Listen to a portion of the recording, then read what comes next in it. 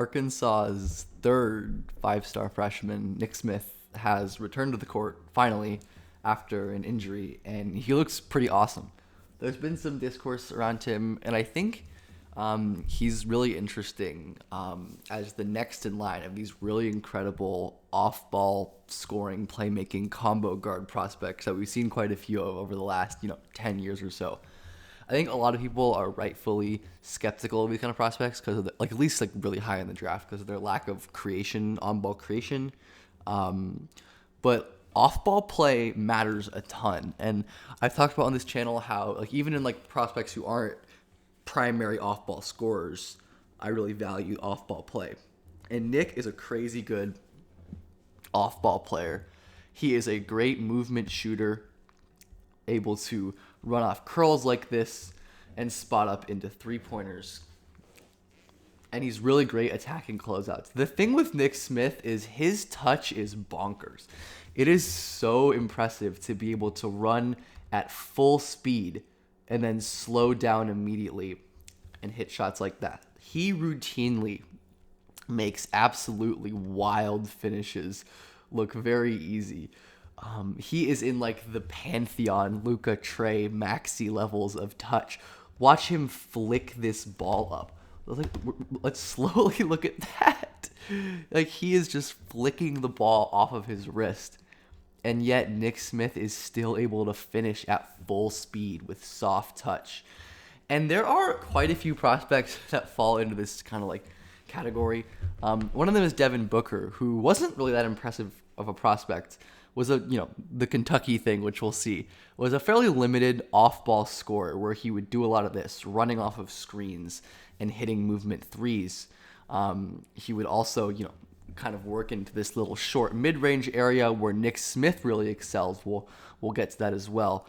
It's definitely a trend of these guys, not just being off-ball shooters, but excelling in this short mid-range area. Devin Booker with his high release. Look how high he gets over the contest there to get his shot off. Tyler Hero is another one of these Kentucky guards who is a really talented off-ball scorer with a ton of touch.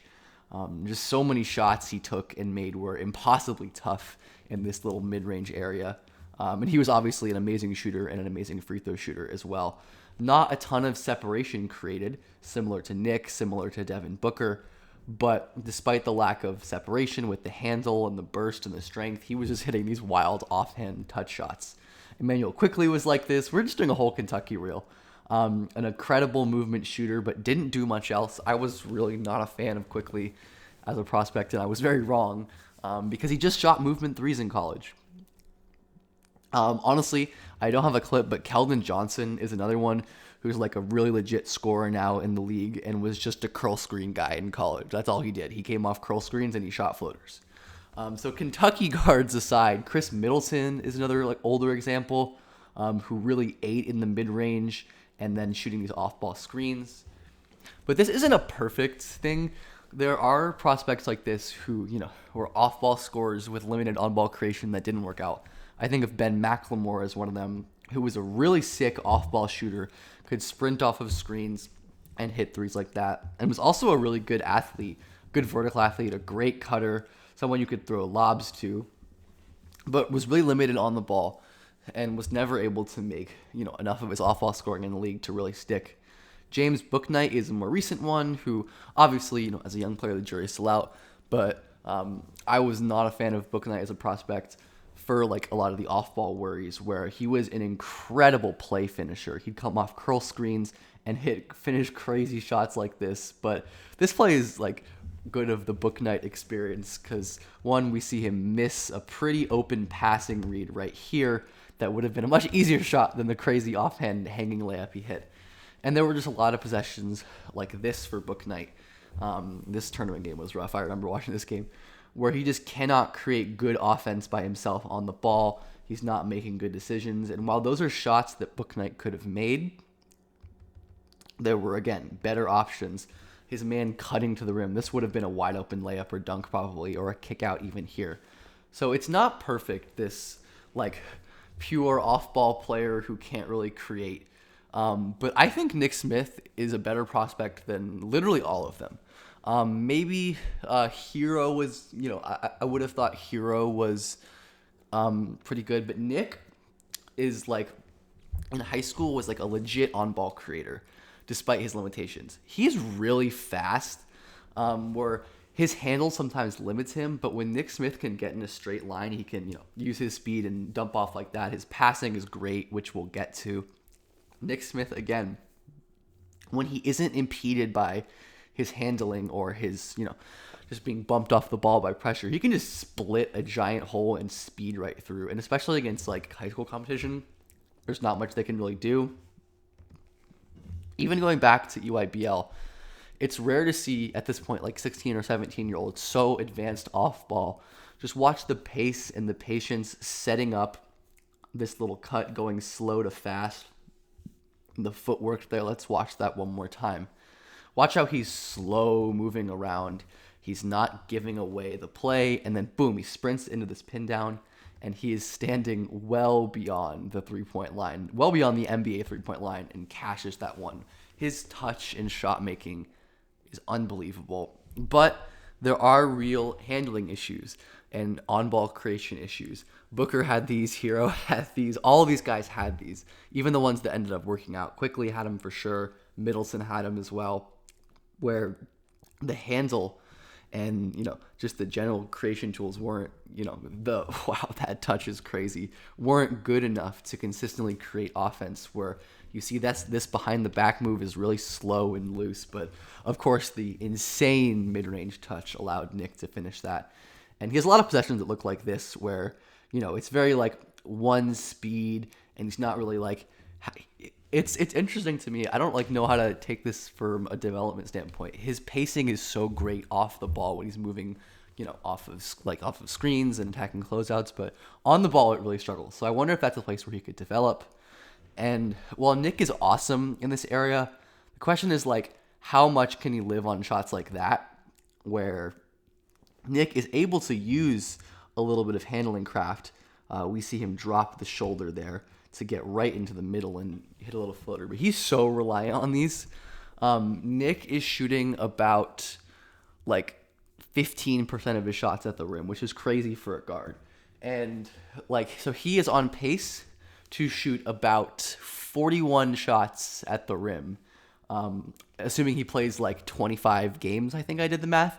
And if we go to the list of drafted guys who have shot less than 41 rim attempts, it is an interesting list, with the successes being like freshman Halliburton and Trey Murphy, and freshman Quickly as well. We see Chris on the list as another guy who just was so good at getting to his spot in the mid-range and was so good at getting to his spot from three off the ball.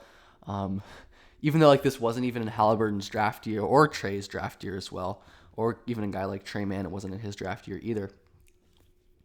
I think it's interesting to look at how these successes kind of ended up working out, despite not being able to get to the rim or live at the rim at all as a guard for the most part, or a wing size player with Chris. And a lot of them just won in very unique ways. Halliburton had a real handling problem in college, which is crazy to watch him play like this when he's so incredible this year in the league. But Halliburton really struggled to create space with his handle. He was really upright generally. His handle lacked a lot of deception, where it didn't really look like the defender was trying very hard or was fooled very much, and he couldn't create much separation. But similar to Smith, he had this incredible floater touch, where in this 10-foot range, especially when he could use, Hallie always had great pacing on the ball, unlike Nick Smith. He didn't have the handling capability or the speed of Smith, but his pacing was incredible, and he was able to use those little movements to get into the paint and use awesome touch. And of course, like Nick Smith, Hallie was, although far more unorthodox, a really, really great shot maker off the dribble. So these guys have to win in unique ways, and I definitely think Nick Smith can do this. As I mentioned before, his passing is really sick as well. He is a very, very smart passer. Again, not the best on-ball passer, but his off-ball passing shines. When he can attack a closeout, the help steps up and he's able to find his man. Watch this again. Nick Smith curls around. This defender slides up to take him away, and it is a simple little dump off. And because of that jump pass, very Halliburton-like, he fakes the floater or kind of fakes the floater and is able to lay in a pass easily. He was so good at these like wide spread pick and rolls where there isn't a ton of help. And we've seen a little bit of passing this year at Arkansas so far. He hasn't really had a ton of passing ops yet, but there is like great stuff like this where, again, working off of the ball, attacking into space. Look how much room there is right here. And with another extremely smart teammate like Anthony Black cutting to the rim, Nick Smith notices that not only Nick Smith collapsing the space around him, but Nick Smith collapsing this space around him opens up space for Anthony Black to cut into and score that lob. So Smith's passing, he's such a smart player. And because of like all of this, a lot of the successes, I'm like pretty cautious to fade Nick Smith that much. My first instinct was like to be a little skeptical, but like there very much is like a spectrum between like on and off ball player, and Nick Smith is going to be so incredible playing off of heavy volume on ball, rim pressure guys, Trey or Luka or Ja or De'Aaron Fox or any of those guys. Nick Smith is going to be phenomenal playing off of them with his ability to move and to shoot and to score in the mid range and to pass. And even with like a little bit of handling development, I think just getting to a spot could make him really more effective. Getting to the rim is going to be the thing to watch for him. But I really believe in Nick Smith. He's a quite good defender as well. Very, very smart. And I think he is a good kind of lesson, and it's going to be interesting to see how he fits in this group of like really great off-ball scoring prospects that turned into something more or didn't as well.